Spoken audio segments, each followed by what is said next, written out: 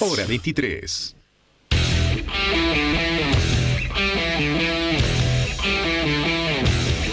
La fecha 20 del torneo Clausura no arrojó un campeón.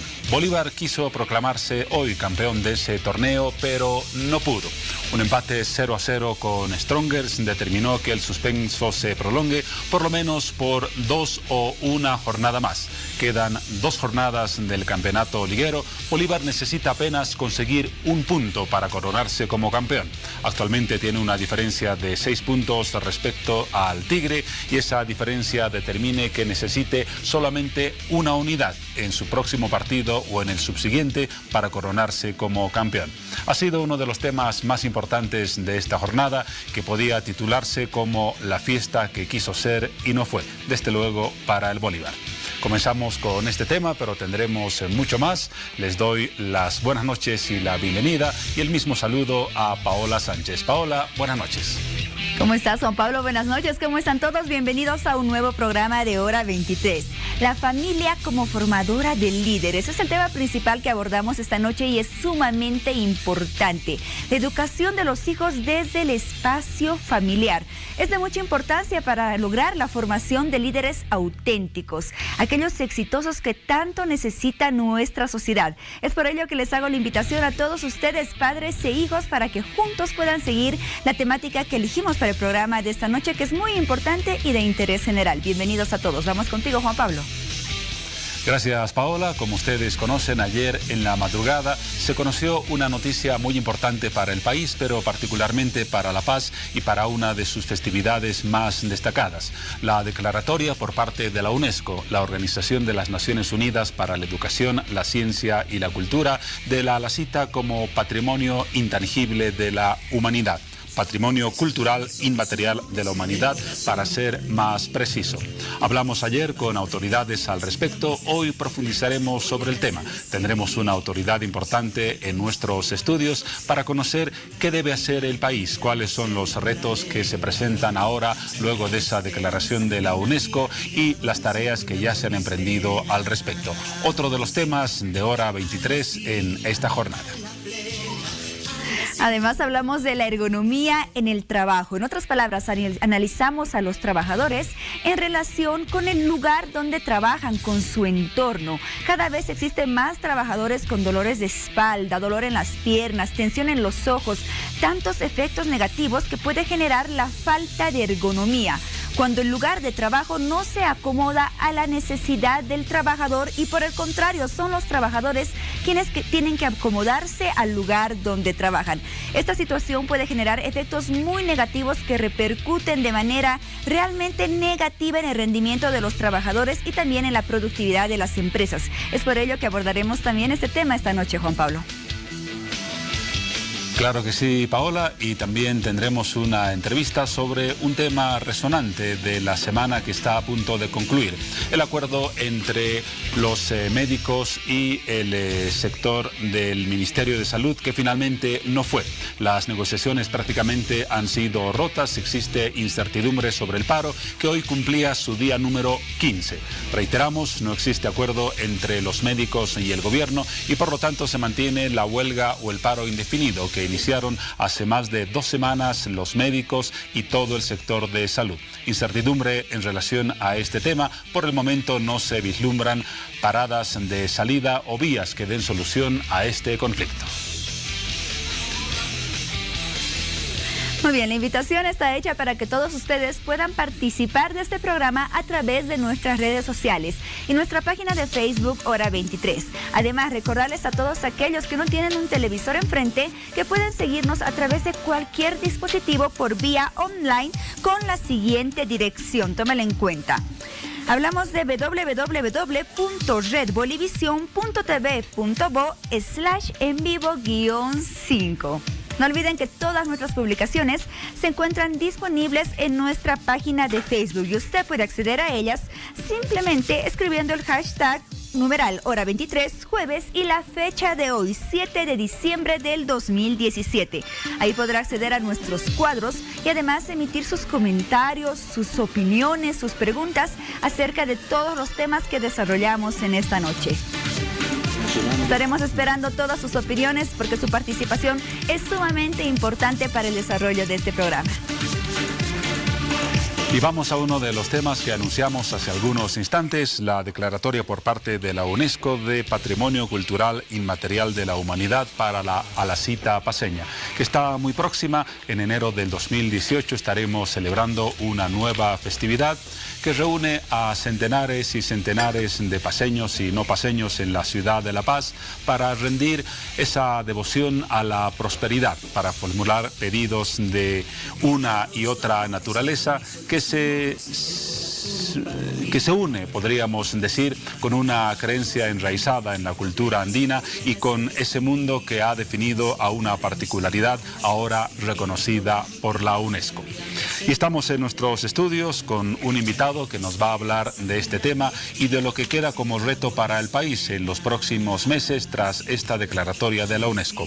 Se trata de Feliciano Veramonte, viceministro de Interculturalidad. Señor Veramonte, buenas noches y bienvenido a Hora 23 y a Bolivisión. Muy buenas noches, hermano, y un saludo a todos los hermanos y hermanas de todo el país. Ayer hablábamos en este mismo espacio con dos autoridades, una del municipio paceño y otra del Museo de Etnografía y Folclore, sobre la importancia de la declaratoria de la UNESCO.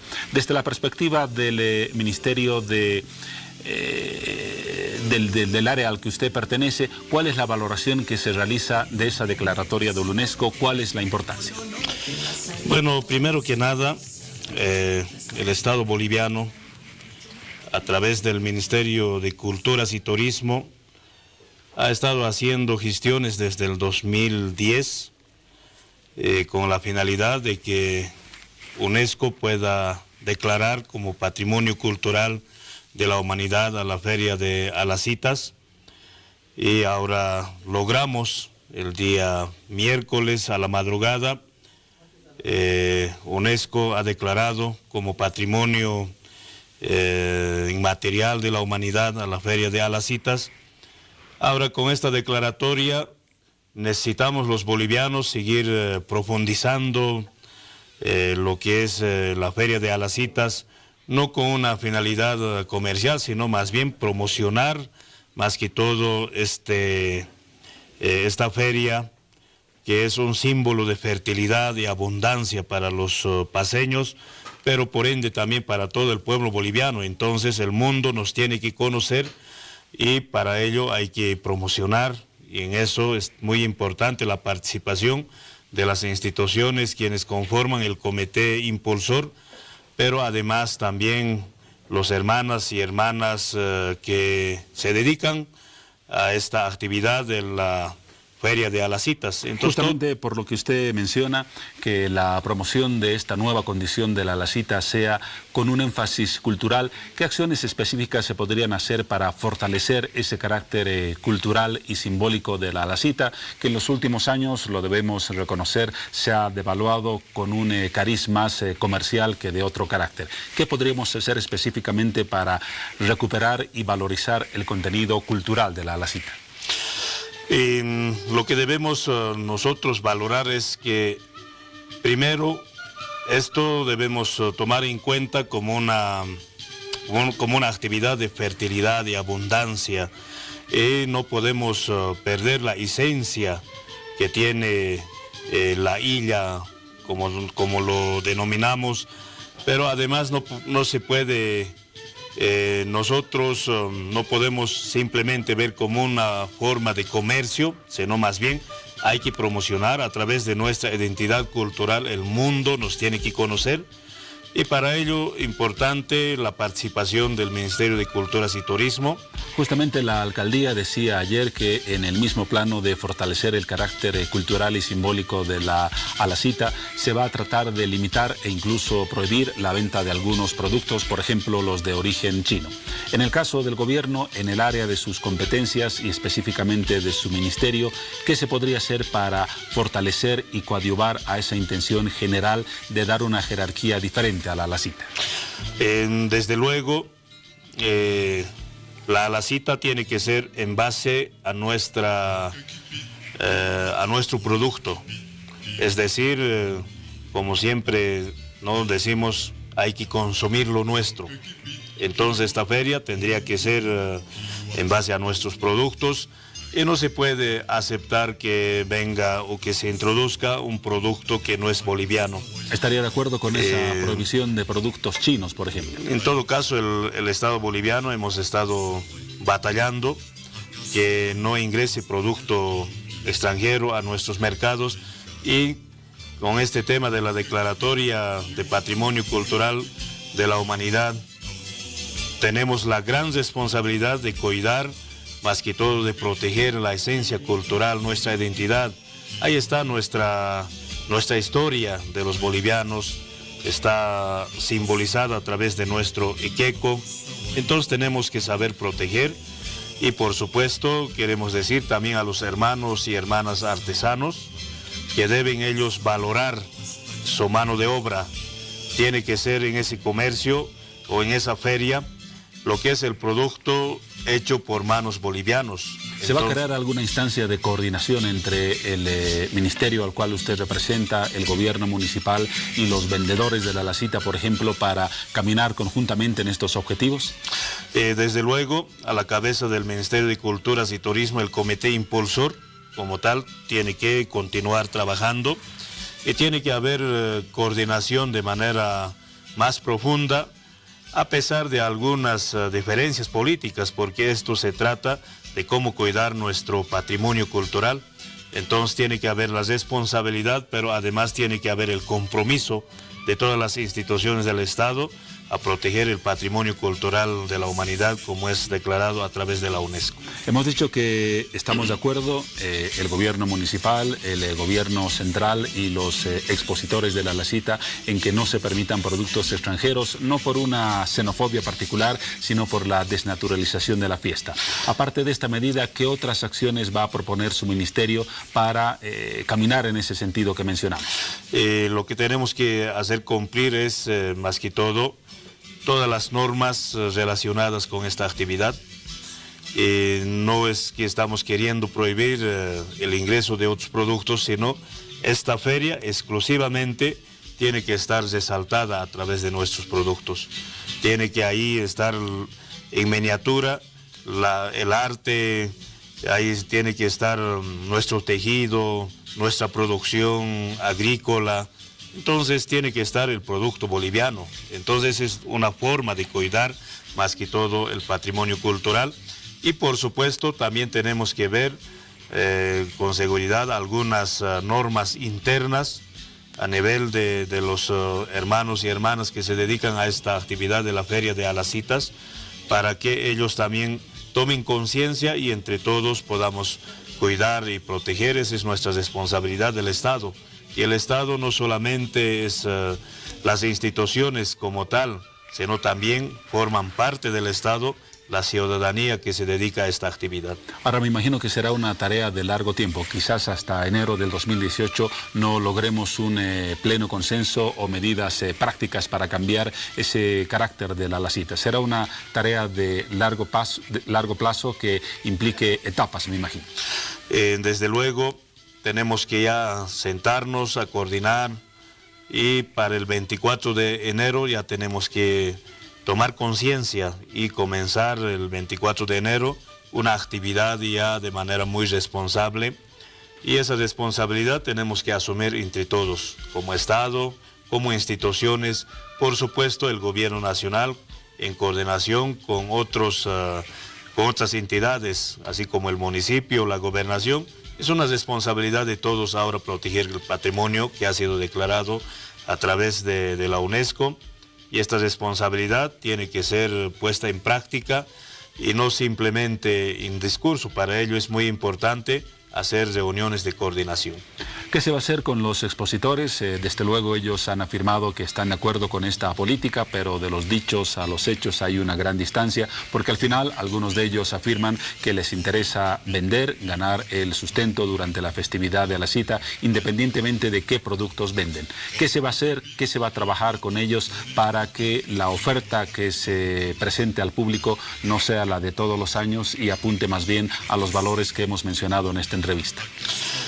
Bueno, el tema de la actividad o los temas que estamos planteando no significa que vamos a prohibir la actividad de los hermanos expositores, sino ellos tendrán el derecho de hacer la comercialización, pero lo que se tiene que tomarse en cuenta es que tiene que haber la conciencia partiendo de ellos mismos, porque al final de cuentas este no es un patrimonio solo de los hermanos paceños, eso tenemos que tomar mucho en cuenta, sino es un patrimonio de todos los bolivianos, y la obligación de los bolivianos es coordinar, es ponernos de acuerdo y sobre todo debatir de algunas medidas que podemos adoptar para que esta feria no pierda la esencia de lo que era antes.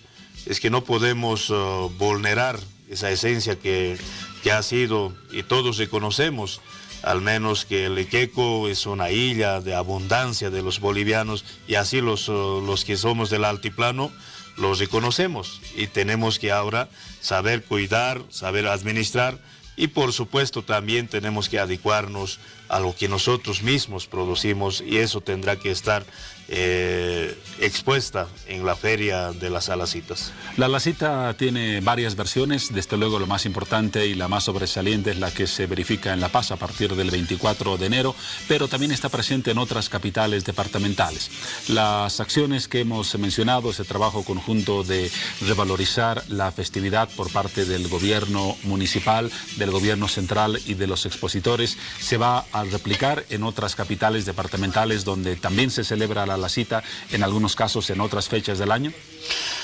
Por supuesto, pero tenemos que más que todo valorar la Alacita como tal. Ha sido una festividad, una actividad más relacionada con los hermanos de La Paz, porque aquí se nació la feria de Alacitas. Claro, por supuesto, con el pasar del tiempo se ha expandido en otros departamentos, pero cualquiera sea la fecha, la actividad que se va a desarrollar de acuerdo a la declaración de la UNESCO es el 24 de enero. Entonces ese es podemos decir, el núcleo, el eje principal de esta feria tan importante, y más que todo esta feria conocido en todo el mundo.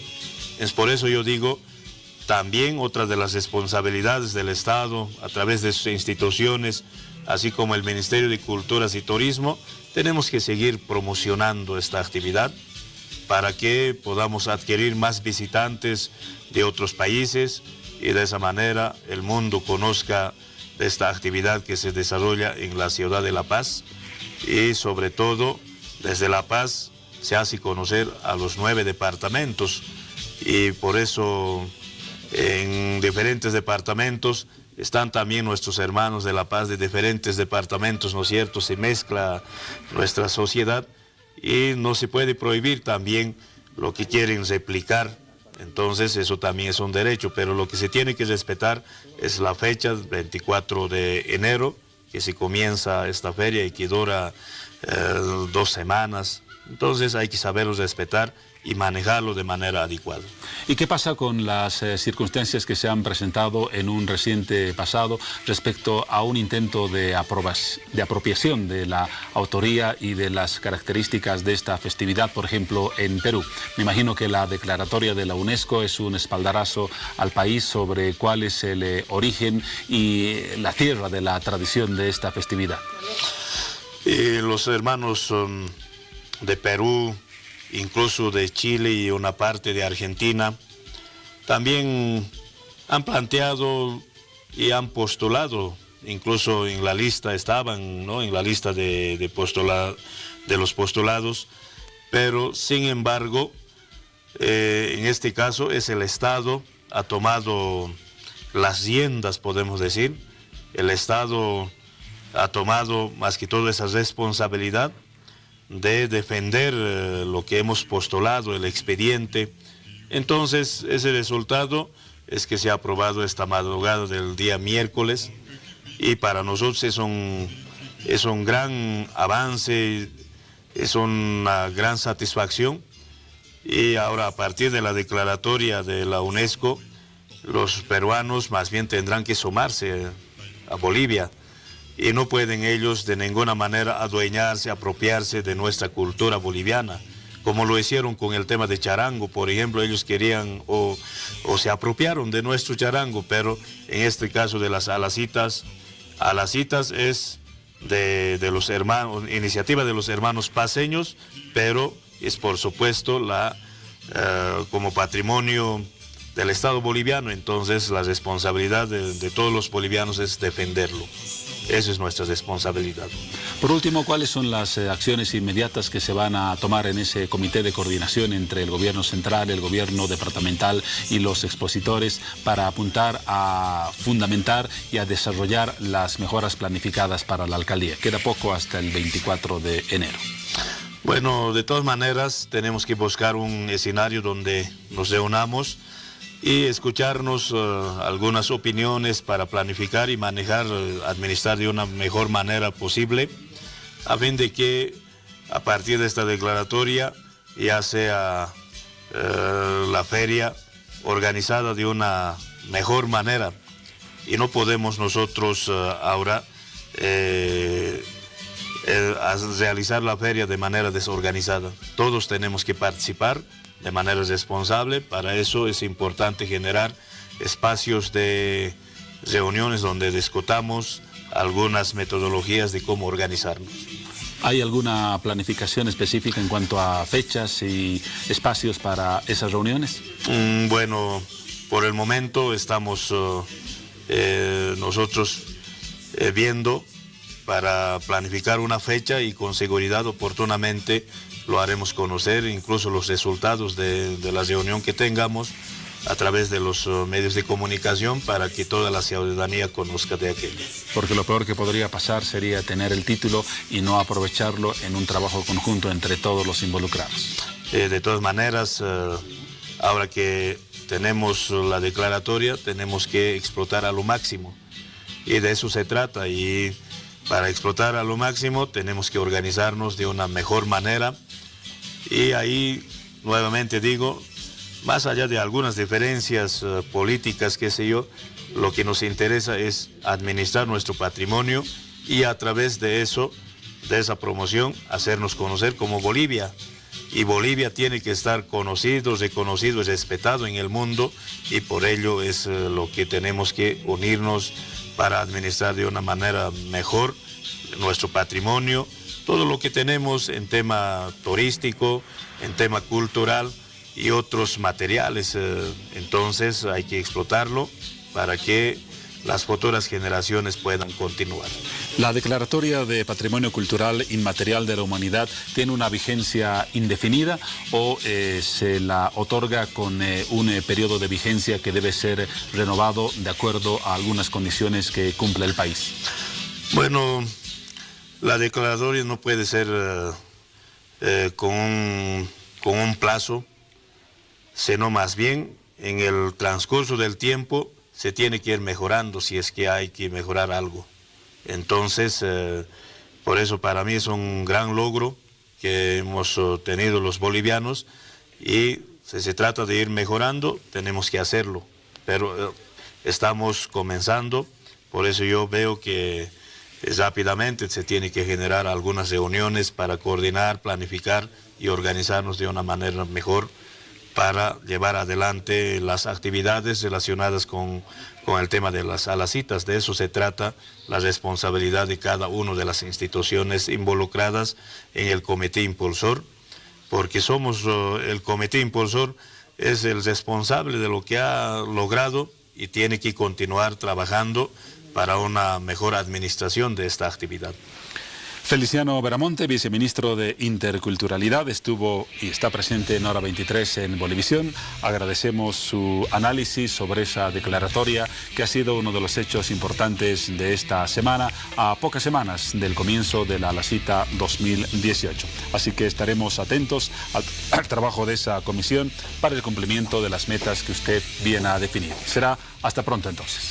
Bueno, hasta cualquier momento, hermano. Muchas gracias. Muy bien, vamos a comenzar a hablar ahora del otro tema que ha sido resonante en el campo deportivo de esta jornada.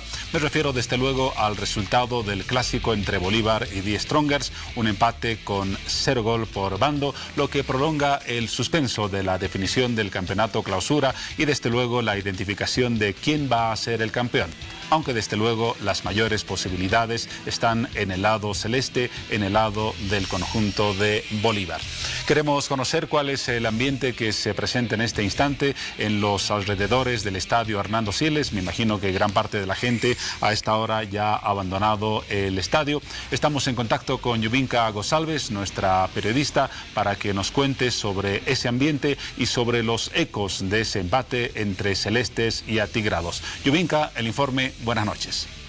¿Cómo estás, Juan Pablo? Muy buenas noches. Ya bien lo decías, desde acá, desde el estadio Hernando Siles, ya una hora prácticamente, hace una hora atrás ha terminado el partido con 2 minutos de largue. Lastimosamente no hubo un triunfo para los celestes, pero bueno, vamos a hablar un poco con la gente para ver qué opina. A ver, amigo, vamos a hablar un poquito contigo, por favor. Vamos a dar...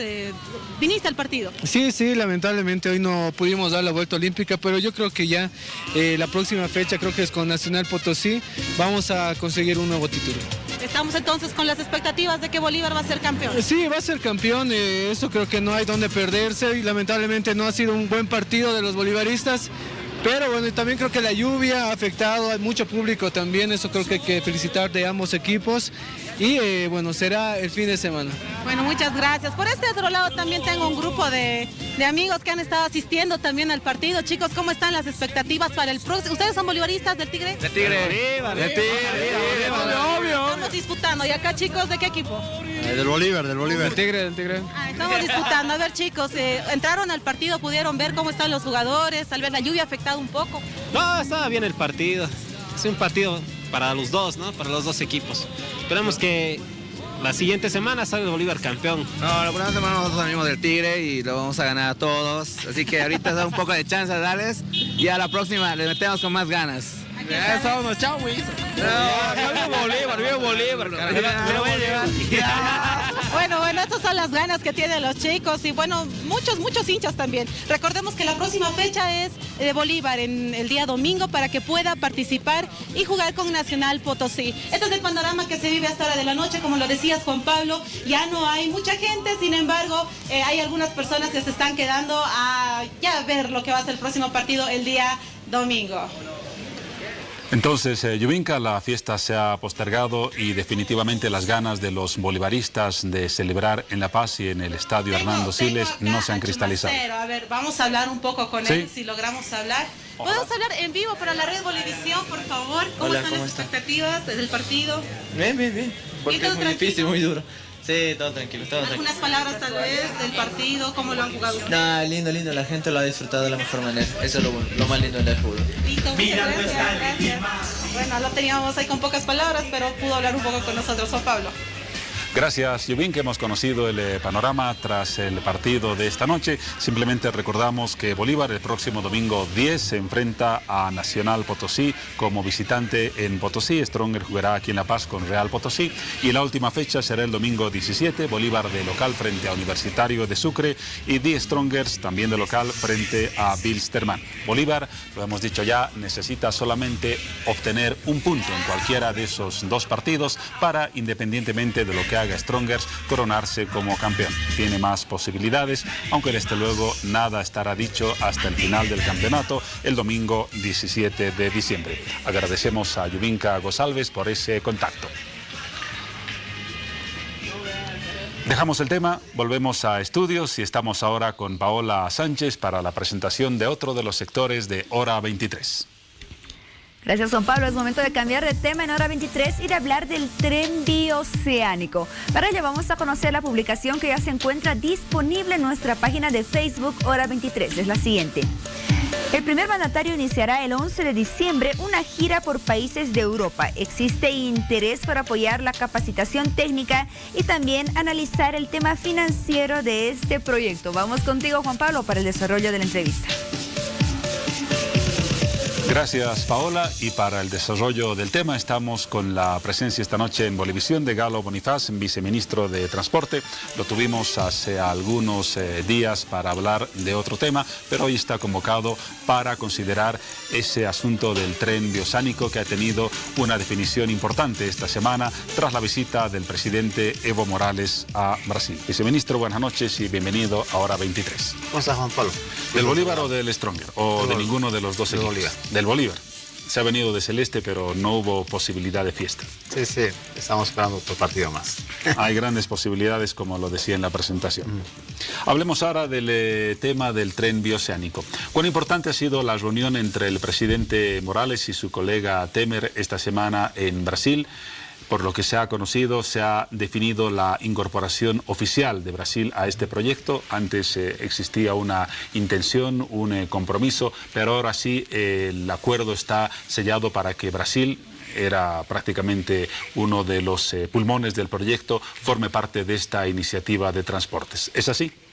Bueno, definitivamente, Juan Pablo, es una noticia y una noticia muy importante para todo el pueblo boliviano y, por qué no decir, para toda la región, porque lo que representa Brasil es una de las economías a nivel mundial fuertes, es un país donde que la principal producción en tema de soya, en tema de arroz es importante, la exportación que tiene hacia el continente asiático. La presión de los gobiernos estaduales, como ellos le manifiestan, el Mato Grosso del Sur, Mato Grosso, Rondônia, el Acre incluso, han presionado para que el gobierno de Brasil, Temer, firme ese memorando de entendimiento. Y eso significa que paso a paso estamos consolidando lo que es este gran proyecto, megaproyecto de integración, el tren corredor ferroviario bioceánico. Entonces, yo creo que es un paso importante, seguimos consolidando. A partir de ahora vamos a ir trabajando en el grupo operativo bioceánico, que está trabajando 4 mesas de trabajo: la mesa técnica, la mesa estratégica, la mesa financiera y la mesa de trazado de la ruta. Y con la adhesión de Brasil prácticamente pues se va a potencializar, ¿no? La adhesión de Brasil, que se suma ya a los apoyos comprometidos por parte de Perú, de Paraguay y de Uruguay.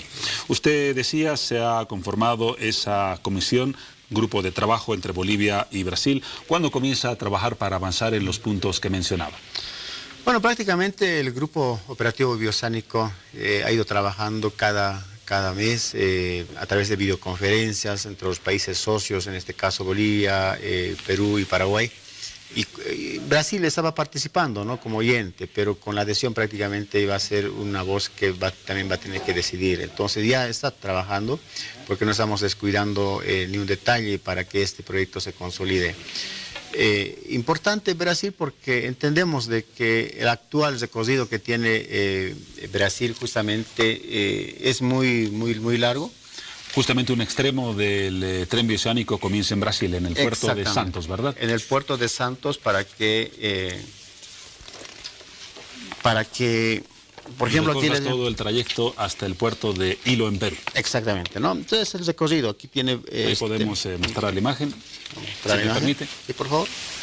Por ejemplo, aquí empieza el recorrido Puerto Santos. Puerto Santos, aquí en el tiene estado Puerto de Sao Paulo. Suárez.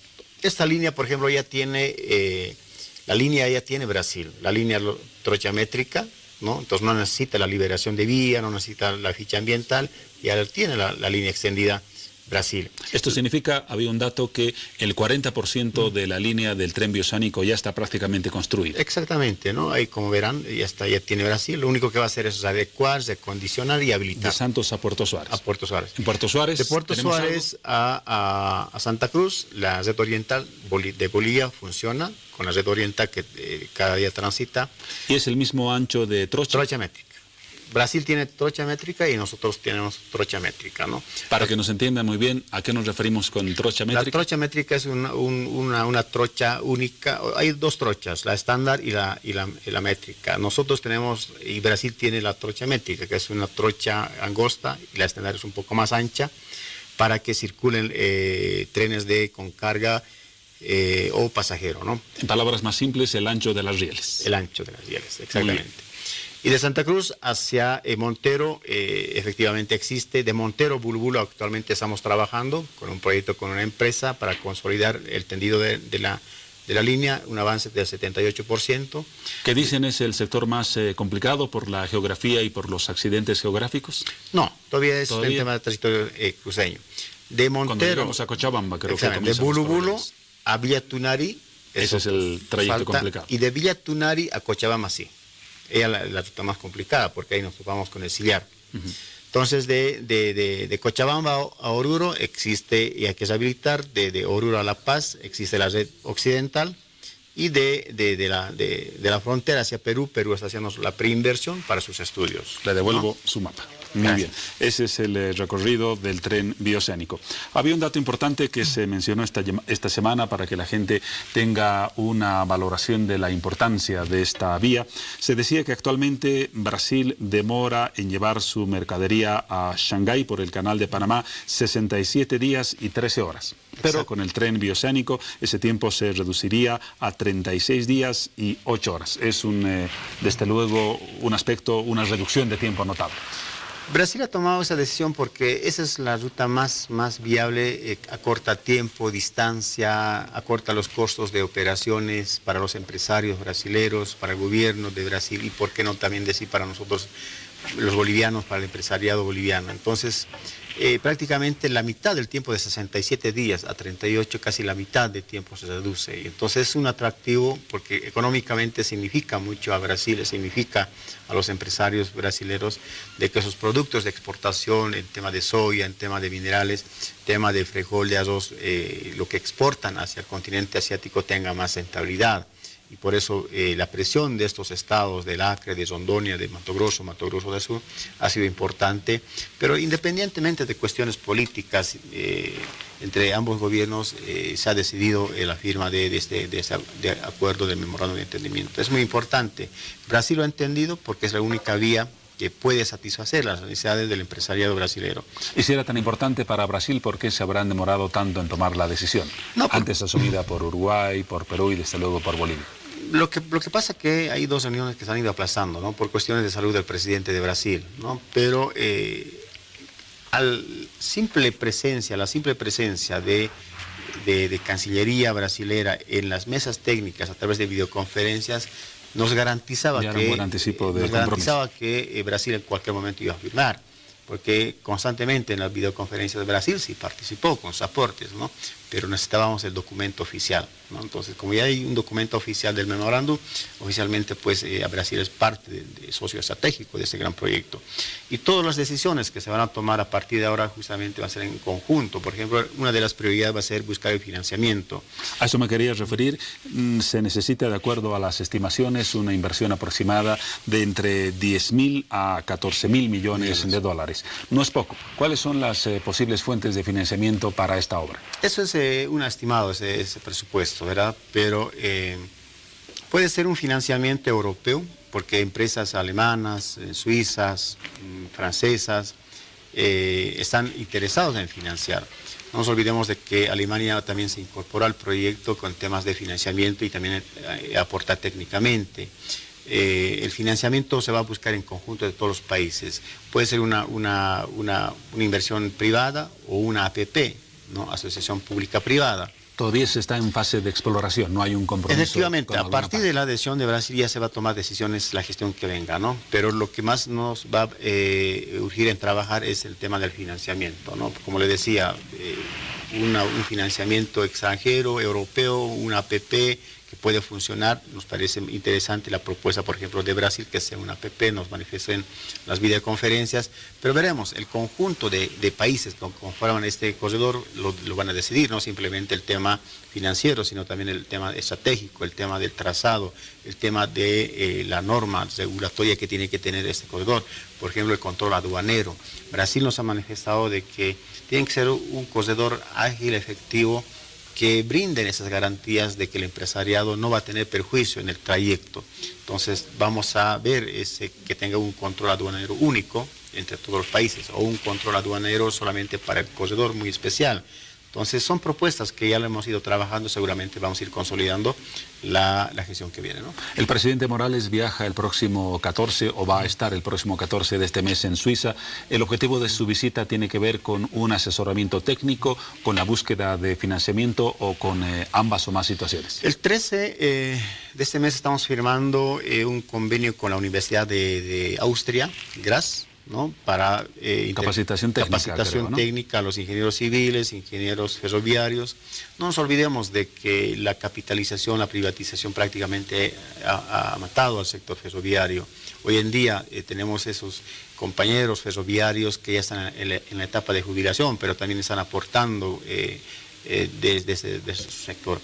Pero lo que estamos enfocando es en la nueva generación de ingenieros ferroviarios, en la nueva generación de ingenieros civiles que van a hacer el control, que van a prestar servicios. Entonces, este corredor va a generar mucho empleo, por eso es importante los acuerdos con los países europeos que tienen una gran experiencia en tema de ferrovías. Y le decía, la presencia del presidente Morales en Suiza. El 14 se firma un memorando de entendimiento con Suiza para ver el tema financiamiento, el tema de técnico, ¿no? Asesoramiento técnico. Entonces va a ser importante. Por ejemplo, yo hace un momento le decía, la ruta de Villa Tunaria, Cochabamba, va a ser importante el aporte tecnológico, el aporte técnico de los países europeos, porque nos van a delinear cuál es la ruta más viable para salir de ese tramo.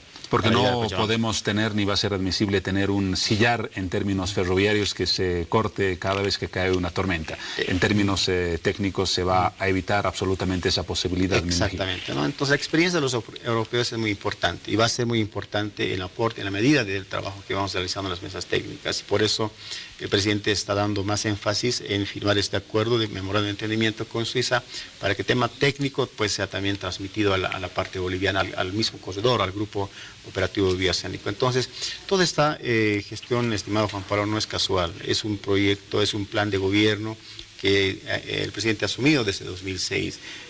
Tenemos un proyecto estratégico de transporte de integración, carretero, férrea, aéreo, y en este caso estamos enfocados en el tema del corredor.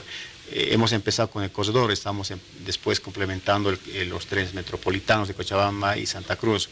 O sea que nosotros lo hemos llamado, el presidente Evo lo ha llamado la nueva era del ferrocarril boliviano. Después de la capitalización, nefasta capitalización, privatización que ha dejado a la calle muchos trabajadores, hoy en día estamos enfocados en la nueva era de la ferrovía. Aunque no está definido todavía el trazado de la línea, han surgido algunas observaciones que alertan sobre la posibilidad de afectar a algunos sectores de la naturaleza que son importantes. ¿Se va a considerar, desde luego, eludir algunas regiones que son valiosas para la fauna y para la flora? A ver, un proyecto alternativo que presentaba, por ejemplo, Chile por la Amazonía sudamericana, o sea, como contradiciendo la propuesta boliviana, pero era la depredación de toda la Amazonía, una alternativa del corredor. Pero no ha sido viable porque simplemente era una idea. ¿Por qué Brasil firmó este memorándum? Porque, como le mostraba en el mapa, o sea, ya hay una línea desde Santos hasta la frontera, hasta Puerto Quijado. No necesita en Brasil no tienen problemas. No necesita Brasil la expropiación de tierras, la ficha ambiental, no, porque ya lo tiene la línea, ¿no? Y en el caso de nuestro territorio, ¿vamos a afectar a alguna área importante? La línea afecta, la mínima afectación va a ser en ese tramo, ¿no? De Villa Tunaria a Cochabamba, ¿no? El tema del sillar, ¿no? Y lo demás, ya tenemos las líneas. No se pasa por alguna área protegida, por ejemplo. No, la afectación va a ser mínima, ¿no? Entonces, ya tenemos líneas que están extendidas, simplemente va a ser la ecuación, la consolidación, ¿no? Perú de lo mismo, los 344 kilómetros que tiene Perú están haciendo su preinversión, 4 alternativas que seguramente lo van a exponer en las mesas de trabajo y va a ser la mejor vía que llegue al puerto de Ira, ¿no? Entonces, no hay que preocuparse por el tema ambiental porque sí ya está garantizado, la liberación de derechos de vía, todo está en ambos países, ¿no? Por último, en términos de tiempo, aunque es, me imagino, difícil hacer una estimación, en el caso de la visión más optimista, ¿cuándo se estima que podría estar concluido el proyecto? Y en el caso de la perspectiva más pesimista, ¿también cuándo? Toda esta integración ferroviaria, integración del tren, del corredor ferroviario está agendado para el 2025, ¿no? La Agenda 2025. Entonces, tenemos tiempo, los países socios saben que vamos a llegar a esa meta final. Y como hace un momento le decía a Juan Pablo, todo este proyecto que hace 4 años el presidente Evo Morales presentó a la Asamblea Legislativa como una idea, un sueño, hoy en día es una realidad. Esa realidad seguimos consolidando paso a paso. ¿El año 2025 será la frontera real para concluir el tren bioceánico? Vamos a estar uniendo el Atlántico y el Pacífico. Hasta el 2025. Vamos a estar dando al pueblo boliviano... vamos a consolidar este sueño anhelado a todos los bolivianos. Históricamente Bolivia sí ha insistido en salir al Pacífico de alguna otra manera, pero ahora sí es efectivo. Pero no se anima a dar una fecha todavía. No, puede ser menos, pero no puede ser por encima de la 2025, ¿no? Sino que incluso estamos proyectando que puede ser el 22, ¿no? 2022.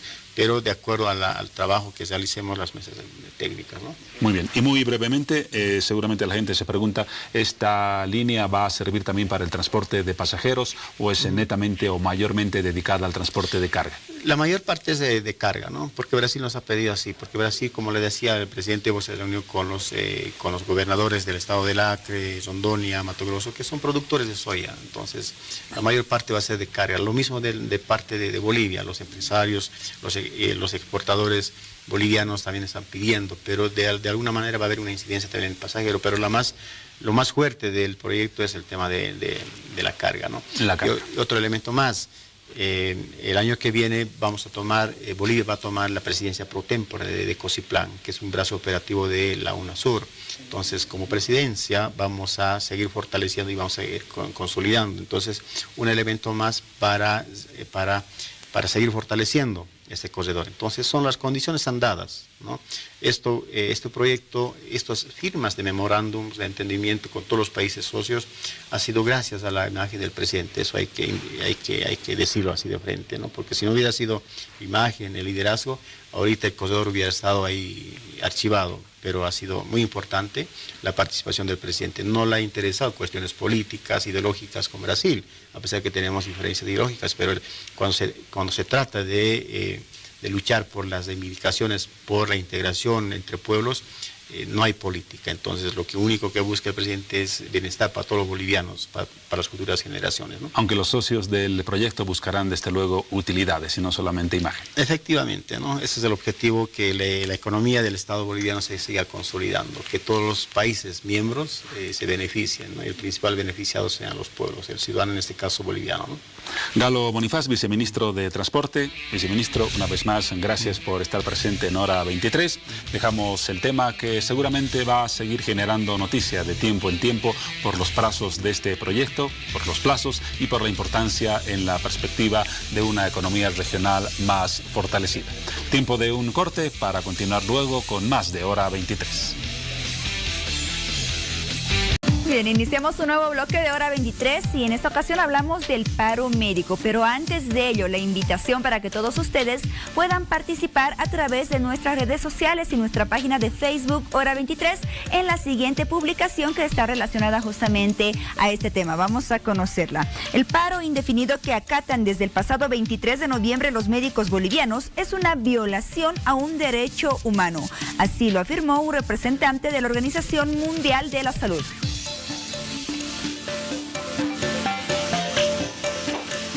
Gracias, Paola, por esos datos que nos sirven como introducción para el desarrollo del tema que abordaremos con Ariana Campero, ministra de Salud. Ministra, buenas noches, bienvenida. Estaba hace poco en Hora 23, la volvemos a convocar ante la evolución de un conflicto que no ha llegado a una solución. Pero primero, buenas noches, bienvenida. Buenas noches, Juan Pablo, y buenas noches a todos y todas quienes nos escuchan. Entendemos que hoy hubo una reunión con los representantes del Colegio Médico, así se reflejó en los medios de información, y lamentablemente el resultado ha sido una ruptura de las negociaciones. No existe avance y el conflicto, por lo tanto, ha quedado estancado. A pesar de que nos llevaron lamentablemente estudiantes muy jóvenes con enseñanzas agresivas y discriminatorias al ministerio, y muchos funcionarios no pudieron entrar a trabajar con normalidad en el ministerio. ¿Por qué discriminatorias? Porque gritan en contra de la ministra, hablan con insultos refiriéndose al presidente, Es muy desagradable lo que gritan y me parece que no va acorde con la formación de un profesional en salud. Más allá de eso, decidimos reunirnos, sentarnos hoy en la tarde en el Ministerio de Salud con el Colegio Médico, con los sectores movilizados, las dirigencias obviamente, y lamentamos que hubo una ruptura del diálogo unilateral. Quienes separaron y rompieron el diálogo fueron los del Colegio Médico. En el momento que se rompió, obviamente presidía el doctor Larrea, que entiendo es uno de las ramas más extremistas y radicales dentro de las dirigencias. Pero me parece que su justificación para romper es contradictoria. No puedes borrar con el codo lo que escribes y firmas con la mano. Su justificación, y en los medios cuando salió lo dijo, que no van a continuar el diálogo mientras el gobierno no acepte que la autoridad fiscalice únicamente a la seguridad social. O sea, ¿qué quiere el Colegio Médico ahora? Que solo se fiscalice a la seguridad social y que no se fiscalice al público y privado. ¿Por qué digo que se contradicen y borran con el codo lo que escribieron con la mano? Me he dado la atribución de ampliar un acta que firmamos a partir del primer conflicto que tuvimos de la autoridad. Este es del 5 de julio del 2017. 5 de julio del 2017. He resaltado lo más importante, que dice el inciso A, la existencia de una instancia de dirección nacional que tenga por finalidad coordinar las autoridades técnicas de su dependencia, la autoridad de fiscalización. Creación de una autoridad de fiscalización, control del subsector de salud público y privado. Es decir, aprobaron hace un par de meses, no objetaron que se fiscalice y controle al privado y al público, y hoy, después de que firman actas, retroceden y ya no quieren que se controle al privado y al público. Para que la gente entienda de qué estamos hablando, cuando se menciona que se establece un mecanismo de supervisión para el sector médico en el ámbito privado, ¿a qué nos estamos refiriendo? ¿A que una autoridad superior determine, por ejemplo, los parámetros para las tarifas o los costos que deben cobrar los médicos por su servicio? ¿Es ese el fondo del tema? Buena pregunta. Hay varias cosas que va a controlar en el ámbito privado. Primero, que se cumplan protocolos técnicos internos, que se cumplan las normativas técnicas que establece el Ministerio de Salud, guías, normas de bioseguridad en la parte técnica, que eso no es nada del otro mundo, ¿no? Y eso también controlará en coordinación con los sedes, y así dice clara la norma. ¿Cuál es el pretexto que ellos ponen ahora? Que vamos a duplicar la actividad de los sedes y que va a ir el sedes a sancionar y después la autoridad a sancionar. No, el decreto es claro, en coordinación con las ETAs. ¿Y qué es una ETA? Es una entidad territorial autónoma, gobernaciones y municipios. ¿De quién dependen los sedes? De las gobernaciones. Por tanto, vamos a coordinar con los sedes. No hay razón para duplicar. Ahora bien, hay otro tema también que seguro es el que más les incomoda al doctor Larrea. Hasta el día de hoy, la única entidad que establece aranceles de honorarios médicos, es decir, cuánto cobra el precio de una consulta, de una internación por día en una cama de terapia en las clínicas privadas, es el Colegio Médico. A diferencia de varios países de la región, somos uno de los pocos países que no es el Estado quien regula esto.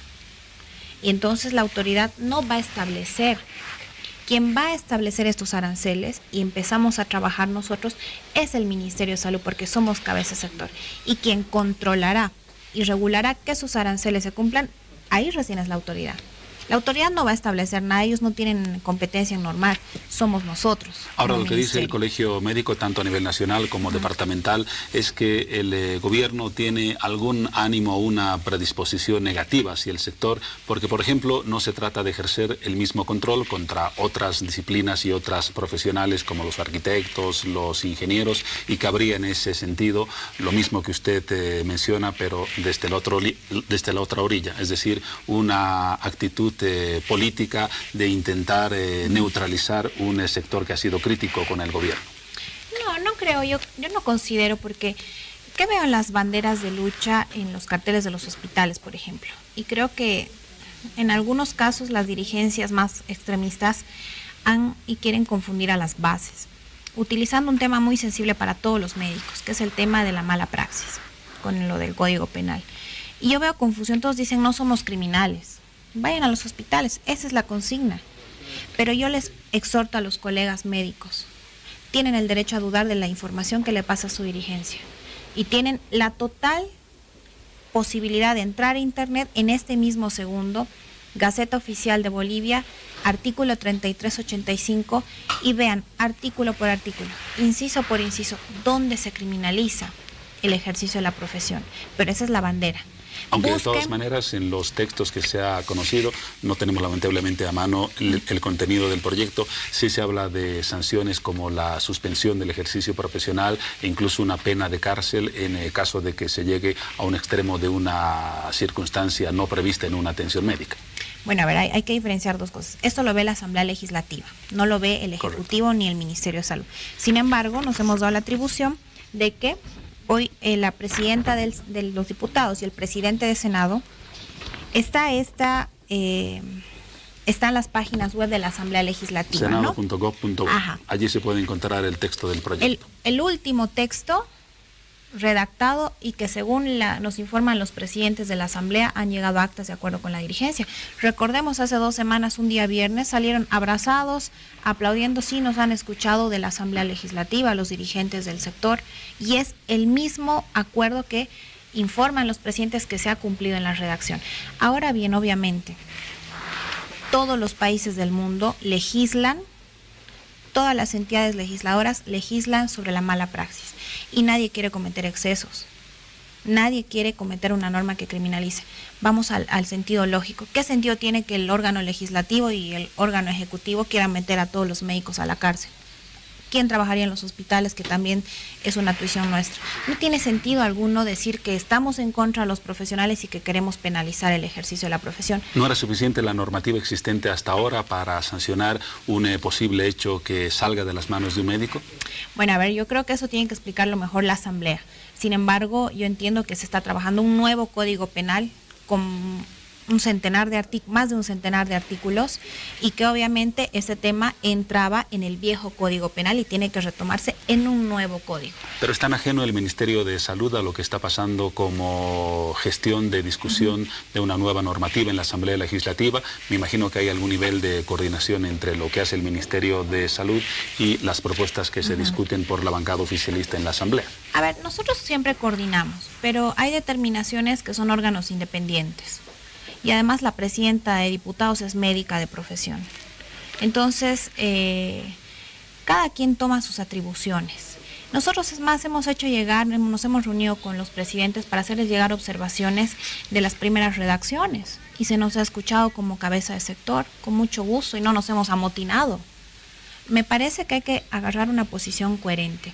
Lean, busquen por sus propios ojos, no lo que todos dicen o lo que todos interpreten de lo que leyeron es la realidad. Ahora, por lo que corresponde a nuestro conflicto, como Ministerio de Salud y como Ejecutivo, yo quiero decir algo. ¿Qué muestra más de amplitud va a tener el gobierno central de decirles, preséntenos un nuevo decreto? Preséntenos una propuesta de nuevo decreto. No quieren. Bueno, muy bien, el martes nos hemos sentado en Santa Cruz, construyamos juntos un nuevo decreto. Pero ahora no queremos que se controle y fiscalice el privado ni el público. ¿Por qué? Díganos. Bueno, está bien, en las mesas técnicas vamos a debatir técnicamente por qué no quieren, pero levanten las medidas. Vamos a seguir hablando. ¿Sabe pero que nos respondieron? Aunque firmemos acta con usted, ministra, el día de hoy, esto fue este martes en Santa Cruz, no vamos a levantar el paro por el Código Penal, pero sí ha llegado un acta de acuerdo con la Asamblea sobre el Código Penal. O sea, ¿a qué estamos jugando? Estamos jugando con la salud de la gente. Preséntenos un nuevo decreto. Si tienen dudas de que la autoridad sobrepase instituciones, etcétera, sean parte de la construcción de un nuevo decreto para que no les quede ninguna duda.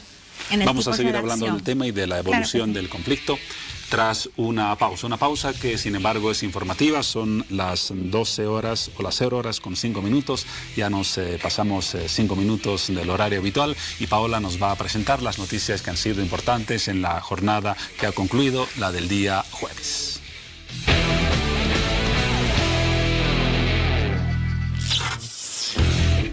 Estos son los hechos que generaron noticia en las últimas horas. La Autoridad de Supervisión del Sistema Financiero confirmó la noche del jueves la retención de fondos del Centro de Documentación e Información Bolivia, en mérito a una orden judicial. La entidad afectada denunció no haber sido notificada con la acción que pone en riesgo la continuidad de su labor.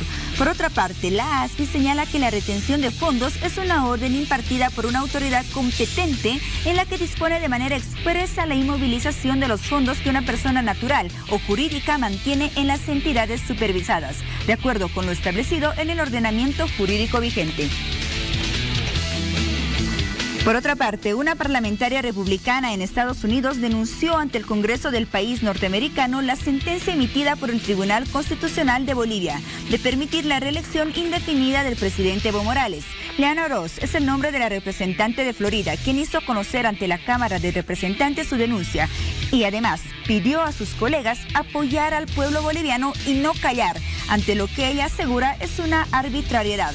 Por otro lado, la republicana recordó que en 2016 la mayoría de la población boliviana rechazó en referendo la intención de Morales de repostularse nuevamente.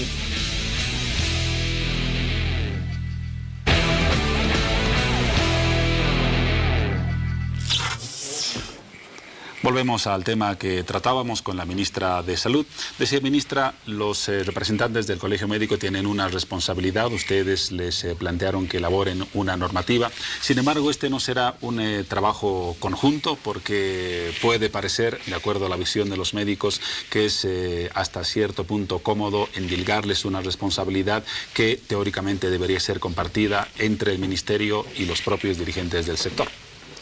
Si quieren participar, que participen. Les hemos aceptado en mesas técnicas construir conjuntamente todo el decreto nuevo. ¿Qué más esperan? Ahora, si quieren, ¿qué es lo que pasaba antes? Antes existía el INASES, que era la autoridad que fiscalizaba únicamente a las cajas, a la seguridad social. Y la historia en décadas nos ha demostrado que el INASES era una autoridad coja, sin pies, cabezas, manos, no podía hacer mucho en su fiscalización porque no tenía competencia para fiscalizar al privado y público. El Sistema Nacional de Salud todos los días tiene flujo de pacientes de público a privado, de privado a público, de seguridad social a público, etc. Entonces no pueden pedir que retrocedamos a una experiencia, a crear un INASES 2, digamos, a una experiencia que ya se ha demostrado que no sirve. Y que más bien la autoridad de fiscalización tenga todas las posibilidades de ingresar sin duplicar tareas, sin querer generar sanciones dobles ni en lo absoluto. Es más, la autoridad no va a tener tanta competencia, sí va a tener en algunos acápites la fiscalización por concepto, pero en la mayoría de las partes es controlar, supervisar, incluso ni siquiera es de manera personal al profesional, leamos el decreto, es de manera institucional, a la gestión, a las entidades territoriales autónomas que son municipios, gobernaciones, a los entes gestores. No estamos hablando que supervisará al médico Juan Pérez de manera directa. Ahora, en el caso de las auditorías médicas que ha generado preocupación y por ahí vinculan con el tema de la supuesta criminalización, que es falsa, primero dice textualmente y claro, se realizarán auditorías externas previa realización de auditorías internas, en el caso que sean médicas. Y salvo casos excepcionales, y sabemos qué significa la excepcionalidad, lo hará de manera directa la autoridad, como se hace ahora. No hay diferencia en eso. O sea, ¿por qué nos estamos quejando y pensamos que la autoridad va a criminalizar el ejercicio de la profesión? En ningún artículo habla de que vamos a penalizar directamente a través de la autoridad. Aunque ese artículo del 205 establece sí sanciones bastante duras en caso de un tratamiento a un paciente que no haya culminado como todos esperan. Ahí sí hay un cambio radical de sanciones, inhabilitación, cárcel y resarcimiento al familiar del paciente. Pero a ver, Juan Pablo, estamos hablando de dos cosas distintas. No hay que confundir a la población. No, claro, una cosa es la autoridad.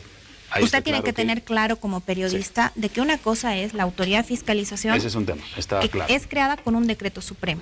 ¿Qué órgano del Estado hace un decreto supremo? El Ejecutivo. ¿Quién hace las leyes? Que es el Código Penal, el Legislativo. Seguramente tendrán la oportunidad de entrevistar a los presidentes del Senado, ustedes en hora 23, para que les digan su experiencia personal, de qué acuerdos han llegado, que ellos les muestren las actas a las que han llegado y cuál es la última redacción. No tengo aquí pero ese porque... es el sentido del artículo 205 en cuanto a sanciones. No tengo el texto exacto, pero sí habla de inhabilitación, de resarcimiento económico y hasta de pena de cárcel. Búsquelo. Y seguramente mañana podrá dar lectura. Pero con seguridad le digo que esos son los 3 extensa. puntos que se plantean como parte del artículo 205. Sí, pero hoy la presidenta de los diputados, si usted escuchó su conferencia que hizo conjunta con nosotros, fue clara.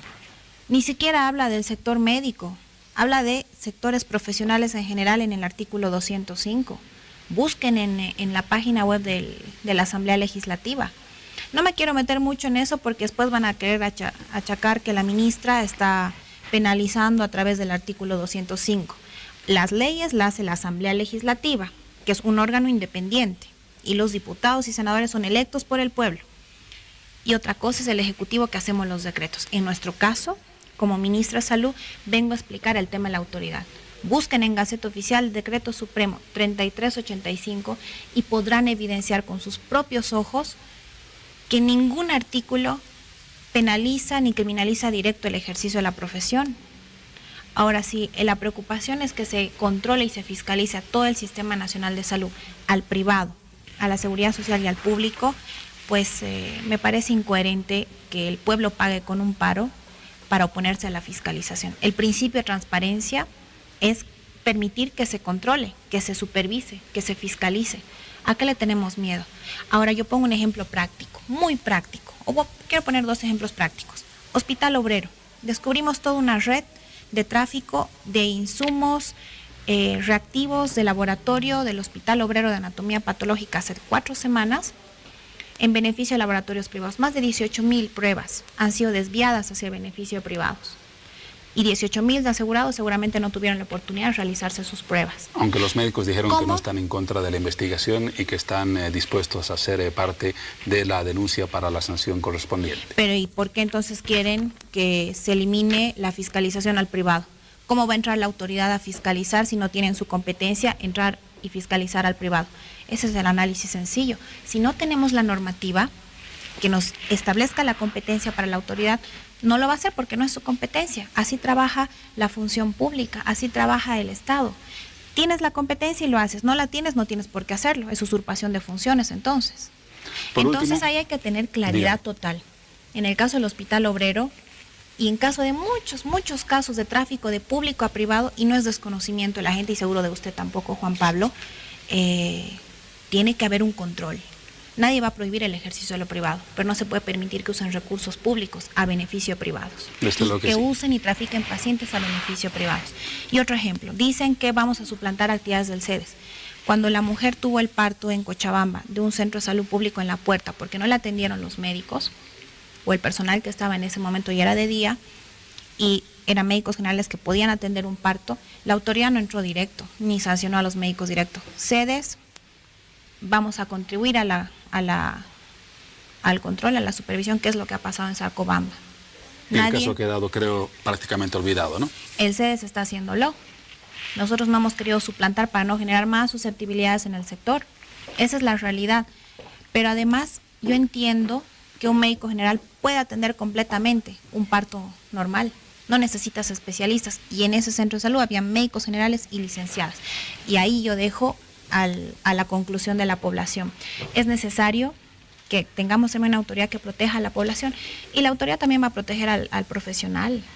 ¿Por qué no verlo de esa forma? Porque habla de la supervisión institucional también. Está claro. Y al hablar de la supervisión institucional, estamos planteando de que la institución planifique, tenga una gestión de calidad interna adecuada para que al médico no le falten las mínimas condiciones que ya están establecidas en la norma, por ejemplo en la ley 475. Por último, ministra, usted algún momento va a dejar de ser ministra y va a volver seguramente a su profesión de médica. Usted es médica general, me decía, ¿verdad? En el caso de que realice alguna atención y, Dios no lo quiera, se presente un caso crítico, no va a tener inconveniente en someterse al artículo 205, tal como está considerado hoy como proyecto, si es que llegara a cristalizarse como norma. En lo absoluto. En lo absoluto tendría inconveniente porque no criminaliza en lo absoluto el ejercicio de la profesión. Ahora, si hay un acto de negligencia que realmente es por negligencia, como en todos los países del mundo está regulado y tendremos que someternos. Uno cuando entra a estudiar medicina sabe que se somete a responsabilidades, pero que obviamente se hagan las auditorías técnicas con justicia. Y la actual redacción del artículo 205 en lo absoluto criminaliza el ejercicio de la profesión. De aquí todos nos vamos a ir a trabajar un día a un centro de salud, a un hospital, como yo lo voy a hacer. Entonces no tenemos en absoluto ningún miedo ni tampoco a la autoridad, y no tendría sentido criminalizar por criminalizar. ¿Dónde se ha visto eso, no? Entonces, quédense tranquilos, busquen por sus propios ojos en el internet las últimas redacciones, e incluso La presidenta de diputados es médica de profesión. ¿Creen que una médica de profesión elaboraría algo que criminalice de manera directa el ejercicio? No. Aunque sus colegas del Colegio Médico no piensan lo mismo, pero son las dos posiciones que están en debate. Porque es político, seguramente. Porque han llegado a actas y acuerdos con los presidentes de la Asamblea. Ojalá mañana puedan estar, que ustedes los inviten a los presidentes para que escuchen en voz propia, con imágenes, con actas firmadas, como yo mostré la mía. Seguramente mostrarán los acuerdos al respecto del artículo 205 de la Asamblea Legislativa con la dirigencia del Colegio Médico, la misma que se reunió hoy conmigo. No hay donde perderse. O si no, queremos confundir a la población para generar caos y querer chantajear al gobierno con un tema tan delicado que es un paro en hospitales. Bases, colegas médicos de base, no crean todo lo que les dice la dirigencia. Lean con sus propios ojos. Capaz no quieran creerme a mí, pero léanlo en el internet. Y después podrán leer la norma promulgada en la Gaceta Oficial, que es la que se aplica. Y ya podrán darse cuenta por sí mismos. Ha quedado muy claro el punto de vista de su ministerio y del gobierno sobre este conflicto. Nos vamos ahora a un corte, vamos a hacer un paréntesis y luego ya el tramo final de hora 23 con un tema que estoy seguro va a convocar también su atención.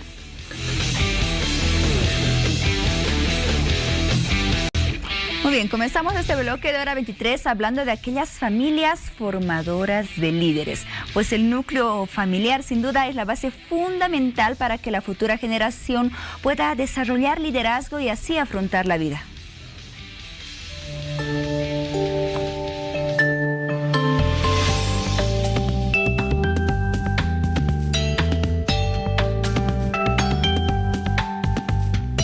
La familia es una institución reproductora del sistema de valores que conforma la base cultural de todo conglomerado humano. Asimismo, ejerce una presión educativa cimentada en afectos y reglas, modelando actitudes y comportamientos en consonancia con los valores del sector social que representa. Respecto a lo anterior, es de suma importancia educar con principios y valores adecuados. Sin embargo, la pregunta es, ¿cómo podemos crear líderes en nuestro hogar? ¿Cómo lograr de que nuestra próxima generación aprenda a tener ciertos liderazgos de acuerdo a su carácter y personalidad? La respuesta es muy simple y es educación, paciencia y seguridad. 3 palabras que harán que nuestros hijos crezcan con cimientos sólidos cargados de liderazgo y empatía. Por otro lado, debemos recordar que los fracasos siempre estarán presentes en la vida de cada uno de nuestros hijos y que la tarea de cada padre y madre es enseñarles a cómo enfrentarlos con madurez y responsabilidad. Sin embargo, debemos tomar en cuenta que el escuchar y dialogar también es fundamental para educar y fomentar a los más pequeños para que estos se sientan en confianza y así puedan expresar sus sentimientos, preocupaciones, intereses, aspiraciones y hasta miedos. Ante esto, recuerde que si ponemos atención a las preocupaciones y necesidades de nuestros hijos, ellos crecerán con amor y respeto.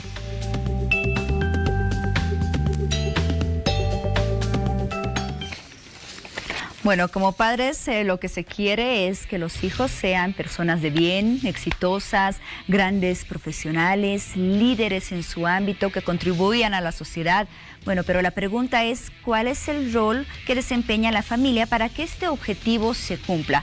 Y bueno, justamente es uno de los puntos que analizaremos esta noche junto a nuestros invitados. Quiero presentar primero a las damas. Nos acompaña la licenciada, la doctora Marinés Salazar Gutiérrez, psicóloga clínica formada en terapia sistémica y tiene un diplomado en educación superior y también en innovaciones didácticas. ¿Cómo está, Marinés? Bienvenida. Hola, Paola, muy feliz de compartir contigo y de compartir con toda la gente y sobre todo hablar de un tema tan importante para la familia.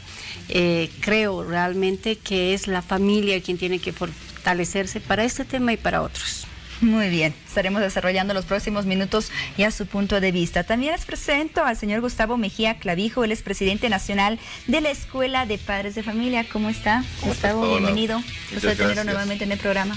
Gracias, igualmente, y obviamente comparto con lo que dice Marinés, la familia es quien tiene que formar estos líderes y preparar a nuestros hijos para los futuros desafíos, ¿no? Muy bien, hablamos de líderes, de hijos exitosos.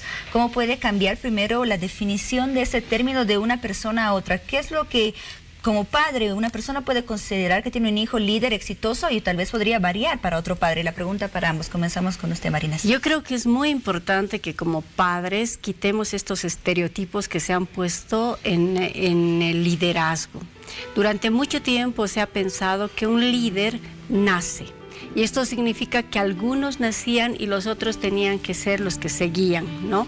Hoy nos damos cuenta perfectamente que no es así, que todos nacemos con capacidades para ser líderes en ciertos ámbitos, no en todos. También se nos ha hecho pensar que un líder o una lideresa es una persona que viene como de Marte, como Superman, es decir, una persona que puede hacer todo, que habla mucho, que mueve masas, y esto se nos ha vendido. Y mientras nosotros pensamos esto como padres, realmente podemos estar lastimando a nuestros hijos en lugar de reconocer su individualidad, su diferencia y aquello que le hace ser único, pero que tiene en común con el resto o con algunos de otros grupos. Muy bien, Gustavo, para usted como padre de familia, ¿qué significa un hijo líder y exitoso? En realidad es una persona que actúa de acuerdo a sus propias características y que en vez de ser quien guía, muchas veces pensamos que es inclusive el líder el que ordena, instruye para mover masas, como decía Marinés, sino más bien el líder es aquel que motiva a que se genere una sinergia dentro de la sociedad y obviamente esas masas lo sigan. Es una perspectiva totalmente diferente a aquella que nosotros hablamos sobre ese líder que generalmente está mandando, ordenando, instruyendo, ¿no? Entonces es justamente aquel que motiva desde sus propias características y el desarrollo de sus propias habilidades a que las masas empiecen a seguirlo y que puedan imitarlo, siendo tal vez un buen ejemplo, un buen modelo y un buen referente. Muy bien, ya con esta definición desde ambos puntos de vista que coinciden en realidad bastante, vamos a responder la primera pregunta que hacíamos al inicio de esta entrevista. ¿Cuál es el rol de la familia para poder lograr este objetivo de que los hijos sean líderes y sean exitosos? Gustavo. Bueno, lo que tenemos que hacer nosotros como padres y madres es hacer que nuestros hijos pues desarrollen habilidades sociales que les permitan pues tener herramientas que tarde o temprano les van a servir en cualquier momento de su vida. Por ejemplo, las habilidades comunicacionales, las habilidades afectivas, la misma empatía, el hecho de aprender a ponerse en los zapatos del otro como para saber qué es lo que necesita, qué es lo que desea y junto con él compartir una experiencia para poder llegar a un fin común. Más allá de ello, por ejemplo, yo soy una persona, y siempre lo repito, que cree mucho en el amor romántico. Y el hecho de tener una estructura personal que de cierta manera sea un ejemplo, un modelo referente, que tenga el amor como una base fundamental dentro del núcleo familiar, obviamente eso genera y llama mucho a las personas, genera mucha aceptación en la sociedad. Entonces, cuando tú ves a una persona que es totalmente centrada, tiene un buen criterio y tiene una vida afectiva bastante estable, ahí tienes un gran líder. No puede, yo no concibo la presencia de un líder si es que no existe la vida afectiva, si es que no existen ciertos principios, ciertos valores y si es que el amor no está inmerso dentro de su propia estructura social. Muy bien, estamos de acuerdo con aquellos valores que nombra Gustavo Marinés. ¿Y usted podría tal vez incrementar otros que es de su importancia? Sí, nosotros hablamos de 10 pasos o situaciones que una familia debería tomar en cuenta para fomentar liderazgos. El primero, el que ya mencionaba, es muy importante que reconozcamos las características y diferencias que tienen nuestros hijos entre ellos y respecto a otras personas. Nosotros hacemos mal cuando los comparamos, cuando decimos a nuestro hijo, por ejemplo, mira, ¿por qué no eres como Paola? Ojalá tú seas como Paola, tú no haces, etcétera. No estamos reconociendo esto. Es muy importante que reconozcamos su liderazgo en qué, ¿no? Por ahí es un líder en el ajedrez, habla muy poco. Entonces, no deberíamos tratar de que hable mucho, sino fortalecer esto. Por ahí es un líder en el deporte, por ahí es etcétera. Es muy importante reconocer esto. No proyectarnos es el segundo punto muy importante, porque a veces nosotros somos como padres quienes nos proyectamos en ellos y decimos, ¿cómo no vas a querer entrar al ballet si yo hubiera dado mi vida porque tú entres, ¿no? Y entonces comenzamos a proyectarnos en ellos y en lugar de fomentar su liderazgo, más bien terminamos aplanando, ¿no? Por proyectarnos. Un tercer aspecto muy importante que ya escuchaba en la nota son las habilidades comunicacionales, pero no precisamente de oratoria. No digo que los cursos de oratoria estén mal, sino las habilidades comunicacionales en las que este chico, esta chica tienen que aprender a escuchar, ¿no? Escuchar no con las orejas, sino escuchar lo que siente el resto. Y esto lo va a hacer viendo en su familia. También tiene que aprender a hablar, pero no hablar para imponer, sino para decir lo que siente, sus experiencias, sus vivencias. Entonces, cuando son propias, el resto escucha y sigue. Un tercer aspecto, o un otro aspecto que es muy importante y creo que va a resonar mucho en las familias, es que las familias tenemos que enseñar a nuestros hijos e hijas a negociar. Y yo siempre subrayo, enseñar a negociar, que no es lo mismo que negociar con ellos. ¿Por qué? Ellos tienen que aprender dentro de la familia que la negociación también se da en jerarquías, porque el resto de su vida así va a ser. Entonces, no pueden estar haciendo como en pares, ¿no? Nosotros como padres tenemos que enseñarles que ellos pueden proponer situaciones para negociar alguna situación, pero que nuestra jerarquía va a ser la que diga, bueno, muy bien, ahora tu papá y yo vamos a decidir y vamos a pensar. Esto va a ser muy importante para el resto de su vida, ¿no? Muy bien, Gustavo, reforzar la autoestima de los hijos también es un punto importante para formar líderes. Mira que muchas veces algunos consideran inclusive que la autoestima es parte del invento de la escuela, ¿no?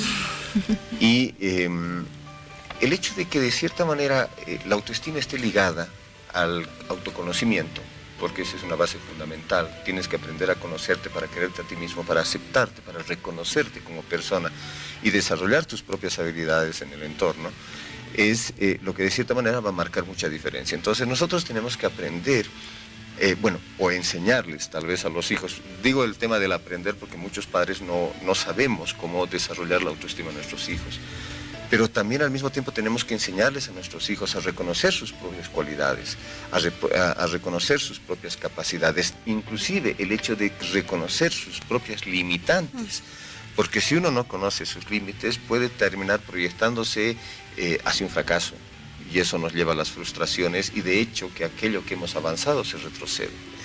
Y creo que es muy importante que la autoestima esté muy ligada a todo este tipo de componentes que nos ayuden de alguna u otra manera a que nosotros podamos hacer que, más bien, en vez de proyectarnos nosotros, como decía Marinés, ellos se proyecten en función a sus propios deseos y sus inquietudes.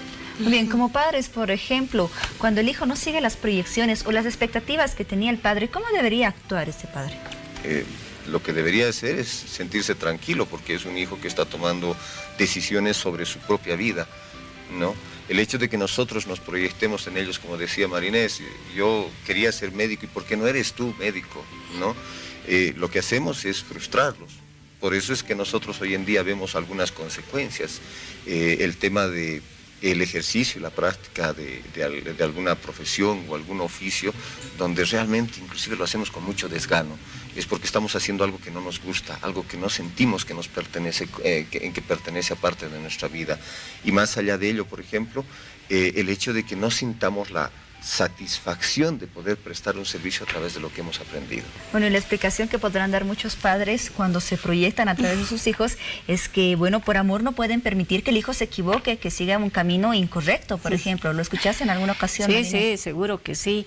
Y entonces esto más bien está lastimando la vida real de las personas, ¿no? Porque, como decía, un líder no es un extraterrestre, es cualquiera de nosotros, pero en ciertos campos. Entonces, que no te dejen equivocarte es más bien un sometimiento a tu ser. Creo que es muy importante que, por ejemplo, la familia enseñe cómo generar principios de vida en un líder. Hoy en día sabemos que los valores son tan diversos. Lo que vale para mí, por ahí no vale para ti o no vale para Gustavo. Sin embargo, ¿cuáles son los valores que quedan en nuestra vida? Aquellos que vamos viendo que nuestros padres, madres los tienen así de fuertes y estos se van haciendo principios en nuestra vida. Entonces, cuando un valor se hace principio en tu vida, tú actúas en consecuencia. Muchas veces los padres nos equivocamos y aquí comparto algo que hoy día mismo pasó en mi institución y lo vimos con mucha tristeza. Muchas veces los padres no dejan que sus hijos se equivoquen y son los que rompen estos valores. Hoy día, por ejemplo, vino una familia, una pareja, tratando de comprar, porque ese es el término, un informe psicológico que diga que un chico tenía autismo. ¿Para qué? Para que a partir de esto le puedan hacer pasar de curso. Entonces, tú te das cuenta ese daño que está haciendo esta familia a este chico. Entonces, muchas veces se cae en esto por tratar de fortalecer, más bien lo que estamos haciendo es hundir a nuestros hijos. Entonces, el ejemplo en los valores, en los principios, es muy importante que los pongamos como adultos. Actitudes que en vez de generar que se alcance el objetivo podrían en todo caso lo contrario, retrasarlo o en realidad perjudicar a los hijos. Gustavo, así como esa experiencia que nombraba Marinés, ¿tú podrías con otros ejemplos darnos algunas actitudes que en realidad perjudican al objetivo de formar líderes? Sí, por ejemplo, el hecho de no manejarse con transparencia, el no cultivar la honestidad, el no ser sinceros con lo que realmente uno quiere y tener que actuar en función a conformar al otro. Pasa en la pareja, pasa de hijos a padres, de padres a hijos. Muchas veces nosotros no somos capaces de decir a nuestros hijos qué esperamos de ellos, cuáles serían nuestros mejores deseos, pero al mismo tiempo, como dice Marinés, no los dejamos libres como para que ellos puedan tomar decisiones sobre su propia vida. Entonces, este tipo de actitudes de alguna manera perjudican el desarrollo de nuestros hijos. No solamente eso, muchos de nosotros como padres a veces los descalificamos. Y cuando descalificamos a nuestros hijos, yo siempre les hago una pregunta. Cuando descalificamos al hijo, ¿a quién estamos juzgando? ¿Estamos juzgando al hijo porque nosotros consideramos que el hijo no está preparado para hacer algo en la vida o tomar decisiones sobre su propia vida? ¿O es que de alguna manera nosotros estamos desconfiando de la educación que le hemos dado y de esos principios y valores que le hemos transferido como para que él no sea capaz de tomar una decisión? Es interesante cuando lo vemos desde esa perspectiva, porque ahí es donde viene el mea culpa de los padres y madres, ¿no? Al haber influenciado de una manera negativa en nuestros hijos y tal vez inclusive desde nuestra propia perspectiva darnos cuenta de que nosotros no hemos preparado a nuestros hijos para poder enfrentar los desafíos de una sociedad actual. Y hay unas palabras que usamos los padres que son paradójicas, ¿no? Por ejemplo, eres un malcriado, decimos, ¿no ve? Eres un maleducado. Cuando somos y los entonces, que claro, no criamos. ellos podrían preguntarnos, ¿quién me educó? Mal educado es, me han educado mal, mal criado, me han criado mal. Y realmente padres y madres tenemos mucha labor en los liderazgos de nuestros hijos.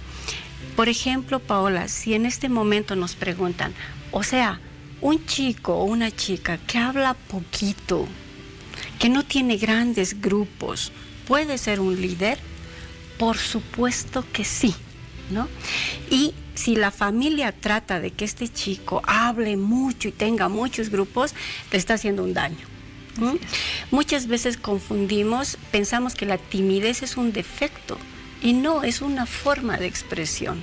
Entonces hay personas que hablan harto y ahí la familia tiene que guiar para que hable correctamente, mediado por principios. Ese es un buen líder. Pero hay personas que hablan poquito, pero cuando hablan dicen cosas tan contundentes que la familia tiene que guiar para que esa contundencia llegue a quienes tiene que llegar. Ese también es un buen líder. Entonces ahí tenemos mucho que hacer como familias. Gustavo, la educación muy permisiva o muy restrictiva, ¿qué papel juega en la formación de líderes? Desde nuestro propio principio, todo extremo es malo. Siempre todo tiene que estar en equilibrio. Cuando nosotros permitimos a los hijos hacer lo que quieran, llega un momento en que podemos echar a perder un gran liderazgo. Hay algo que yo siempre recuerdo. En colegios siempre pensábamos, como decía Marinés, ¿no? Los tímidos no van a tener nada que ver, estos no van a ser exitosos. Pero la verdad es que aquellas personas que no hablaban, todo el tiempo estaban analizando su entorno. Estaban viendo qué es lo que pasaba alrededor y cuando se les daba la palabra, como decía Marinés, salía una expresión con una contundencia tal que realmente uno decía, ¿y de dónde salió este criterio, no? Sí. Y asimismo veíamos los otros extremos, los que éramos muy arruinados, los que éramos inquietos y demás cosas. No, este va a ser totalmente perdido. Yo nunca pensé que siendo como iba a ser, iba a llegar donde iba a estar, ¿no? A mí me calificaban como una persona que iba a estar perdida en el abismo. Pero creo que es porque desde la perspectiva de mi familia ha sabido trabajar sobre un equilibrio, así como me ha permitido hacer algunas cosas, también me ha restringido algunas otras, pero siempre ha mantenido un equilibrio. En ningún momento me ha dejado hacer más de lo que debería hacer, ni tampoco menos de lo que podía hacer. Y creo que eso es algo bastante importante que como padres y madres tenemos que aprender a reconocer. Tenemos que aprender a poner reglas y normas dentro del hogar y también plantear una serie de límites que tengan los hijos para que de alguna manera ellos sepan avanzar paso a paso en el desarrollo de su propio liderazgo. Muy bien. Y ya para finalizar esta entrevista, Marinés, en el caso de aquellos padres que sienten o que ven desde su punto de vista, ¿no?, que no han formado líderes o hijos exitosos, ¿es posible revertir la situación? Siempre. Yo cuento esto que me ha pasado en consultorio de un señor de Santa Cruz, ¿no?, que me dijo, pero doctor, árbol torcido no endereza, pues. ¿No? Y yo le dije, sí, es cierto, pero usted no es árbol. Y entonces esto es real en nuestra vida, ¿no? En cada momento estamos aprendiendo. Nosotros podemos cambiar siempre hasta nuestros conceptos. Yo creo que no hay personas exitosas. Ese es otro tema que tenemos que sacar, como los estereotipos que nos lastiman en la cabeza. Habemos personas que tenemos éxitos en ciertos momentos, porque si pensamos en la persona exitosa, la cargamos así en un lugar y no la dejamos hacer esto que decía la nota de ustedes, ¿no? Vivir estos fracasos que van a impulsar a éxitos y vivir estos éxitos que también van a ser pasajeros. Entonces, sí, todos, en cada momento podemos impulsar a nuestros hijos. No caeremos en estereotipos.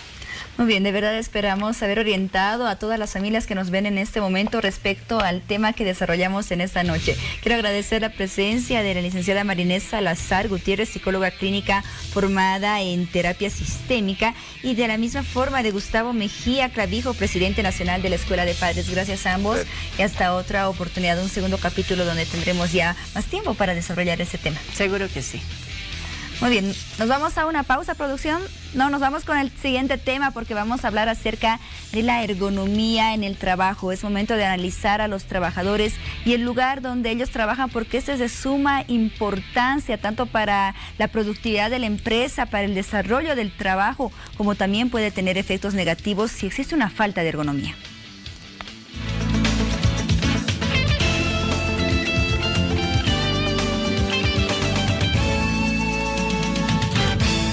La gran mayoría de la gente en el mundo desempeña algún tipo de trabajo, ya sea en oficinas, talleres o en empresas de alto renombre. Todas esas personas ejercen algún tipo de esfuerzo, ya sea físico o mental, al momento de realizar ciertas actividades ligadas al ámbito laboral. Ante esto, debemos resaltar que todo este desgaste podría reducirse si es que existiera la comodidad y las condiciones suficientes a la hora de realizarlas. Es decir, que se le pueda dar al cuerpo la tranquilidad suficiente para que de aquí a un futuro posiblemente cercano no se tenga complicaciones en la salud. Sin embargo, muchas de las fuentes laborales no cuentan aún con estas condiciones que mejoran sin duda alguna el rendimiento laboral. Asimismo, no estarían proporcionando lo que podríamos llamar ergonomía, que en otras palabras llegaría a ser el estudio del trabajo en relación con el entorno en que se lleva a cabo alguna actividad. Se utiliza mayormente para determinar cómo diseñar o adaptar el lugar de trabajo al trabajador, a fin de evitar distintos problemas físicos y de aumentar la eficiencia. En otras palabras, para hacer que el trabajo se adapte a la persona en lugar de obligar al trabajador a adaptarse a él. Un ejemplo sencillo es alzar la altura de una mesa de trabajo para que el operario no tenga que inclinarse innecesariamente. Para tal efecto, el especialista en ergonomía, denominado ergonomista, estudia la relación entre el trabajador, el lugar de trabajo y el diseño del puesto a lo que refiere lo laboral.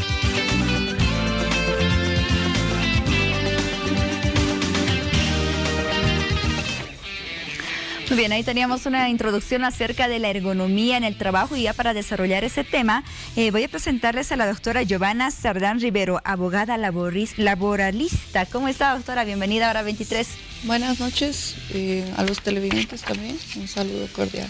Bueno, gracias por acompañarnos esta noche. Ya de introducción conocíamos acerca de la ergonomía en el trabajo, de las características de esta, de lo que incluye ese término y de lo que puede generar en los trabajadores, efectos negativos cuando está ausente y bueno, efectos muy positivos también cuando está presente. Por ello pasamos al siguiente punto, doctora, las fuentes laborales en nuestro país. ¿Cómo las analizamos?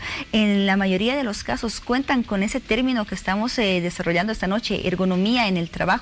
Y además, ¿cómo se controla si las fuentes o los distintos puntos de trabajo cuentan con ergonomía?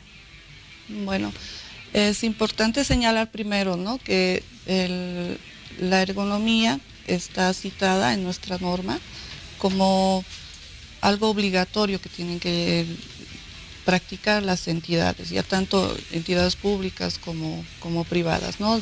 En toda fuente laboral existen riesgos, ¿no? Entonces la ergonomía que hace es una disciplina científico-técnica, se podría decir, que más que todo es de manera preventiva, ¿no? Entonces la ergonomía hace un estudio integral del hombre dentro de su fuente de trabajo.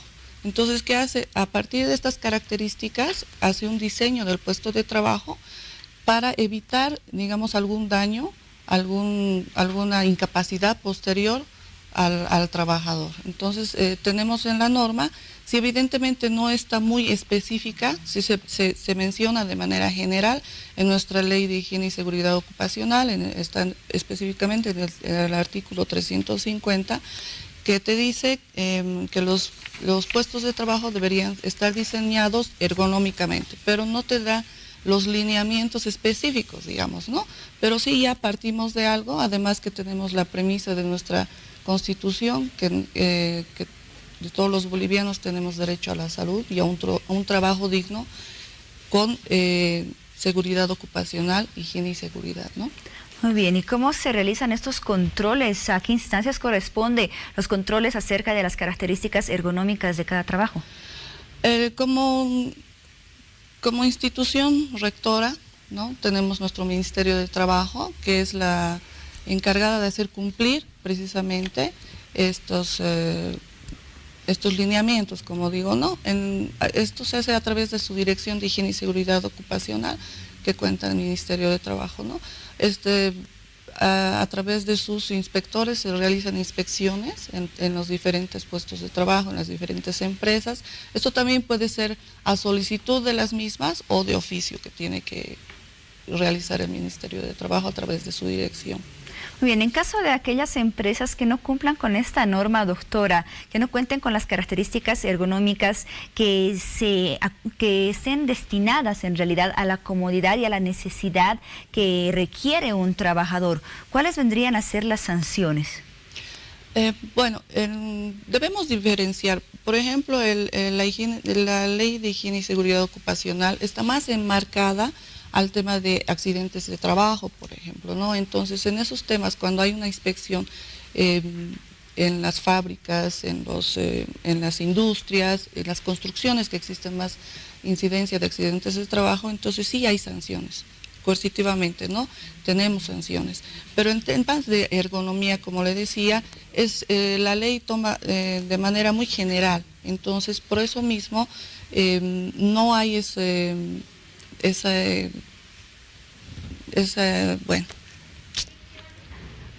las sanciones que debería haber, ¿no?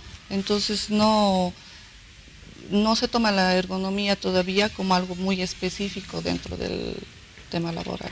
Bien, un ámbito en el que actúa también la ergonomía, doctora, relacionado con aquellas personas que tienen algunas limitaciones tal vez físicas, personas ya de la tercera edad, personas, por ejemplo, con discapacidades. ¿Cómo funciona en este ámbito? Sí, bueno, la ergonomía, como le decía, es una técnica preventiva. Precisamente previene ¿no?, el tema de que sufra un trabajador una incapacidad, ya puede ser permanente, una incapacidad total, ¿no?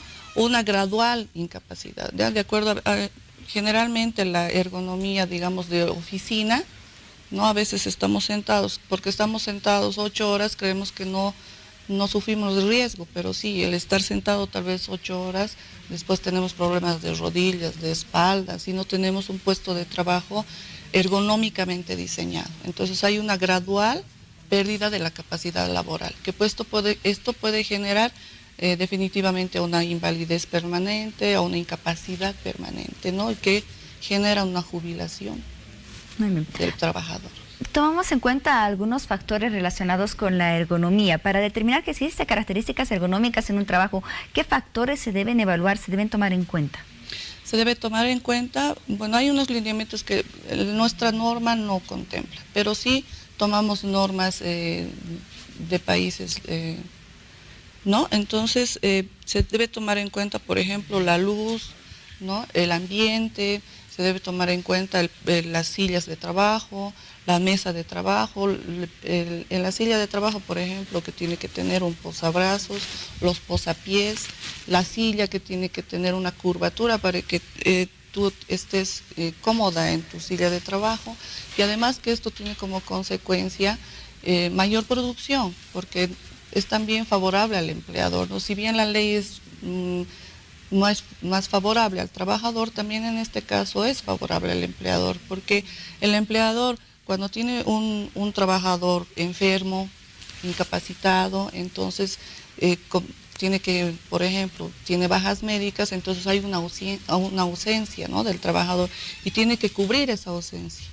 Entonces tiene que contratar otro trabajador. Claro, en determinado momento afirmábamos que la ergonomía no solamente afecta directamente al trabajador, sino a la productividad, al funcionamiento de una empresa. En el caso, por ejemplo, doctora, de un trabajador que presenta algún problema de salud relacionado o causado por falta de las características ergonómicas del ambiente en el cual trabaja, la empresa, por ejemplo, tendría que hacerse responsable en este caso, y es posible demostrarlo. Totalmente tendría que hacerse cargo, ¿no? Bueno, esto a través del seguro médico, ¿no? Por ejemplo, los que están con el seguro médico de la Caja Nacional, por decir por un ejemplo, la Caja Nacional tiene un departamento de medicina del trabajo. Los médicos del trabajo tienen la obligación de ir y hacer inspecciones de salud. Entonces, estas inspecciones de salud determinan, digamos, ¿no? que tales trabajadores ya están con determinadas afecciones, dolencias, y esos son graduales. Si dejan pasar, entonces ya se pueden convertir en enfermedades permanentes. Esto se llaman enfermedades profesionales, ¿no? Entonces, esto genera, cuando hay una incapacidad permanente o una invalidez, entonces hay subsidios, ¿no? Subsidios de acuerdo a los porcentajes de incapacidad. Entonces esto se le da al trabajador. Y cuando ya de forma gradual tal vez llega a una capacidad permanente, ya es sujeto pasa al otro sistema, ¿no? que es de largo plazo, a una invalidez permanente y a una jubilación. Muy bien. Con frecuencia, doctora, se ven casos, por ejemplo, de trabajadores que denuncian esas características, esa falta de características ergonómicas por ciertos problemas. Lamentablemente no. Lamentablemente no. Lo que más se ve, como le decía, es el tema de los accidentes de trabajo. Eso sí, como tiene 24 horas también la empresa para presentar al Ministerio de Trabajo, entonces como que están obligados a eso, ¿no? Pero el tema de la ergonomía, lamentablemente no conocemos. Los trabajadores no conocen los derechos que ellos tienen, ¿no? Como le decía, es un derecho constitucional el que tenemos, ¿no? En el artículo 46 te dice que tienes derecho a un puesto de trabajo con seguridad ocupacional, ¿no? Entonces, desde ahí tendríamos que partir, pero lamentablemente no tenemos conocimiento. Y cuando no tenemos conocimiento, entonces tampoco podemos exigir eso, ¿no? Ahora, como le decía, por el otro lado, el empleador también, a él le conviene, ¿no? Aplicar la ergonomía, ¿no? Porque es un tema más preventivo que tal vez después. Muy bien. Doctora Giovanna Cerdán Rivero, abogada laboralista, queremos agradecer su presencia esta noche en Hora 23 y orientarnos respecto a este tema que es la ergonomía en el trabajo. Hasta otra oportunidad. Gracias. Muy bien, nos damos una pausa y hablemos con la recta final. Espérenos.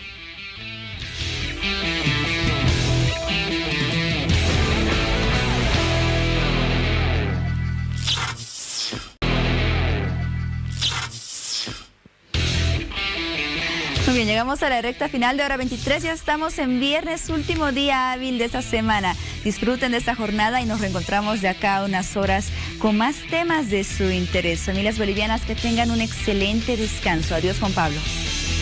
Hasta pronto, Paola, y a ustedes nuestro agradecimiento por habernos seguido hasta este momento. Nos despedimos de Hora 23 hasta más adelante. Buenas noches o buenos días. Con el auspicio de el BCP sortea 1 millón de bolivianos y todos nuestros ahorristas en bolivianos pueden ganar. Esta entidad es supervisada por ASFI, Banco de Crédito de Bolivia, S.A. Hemos presentado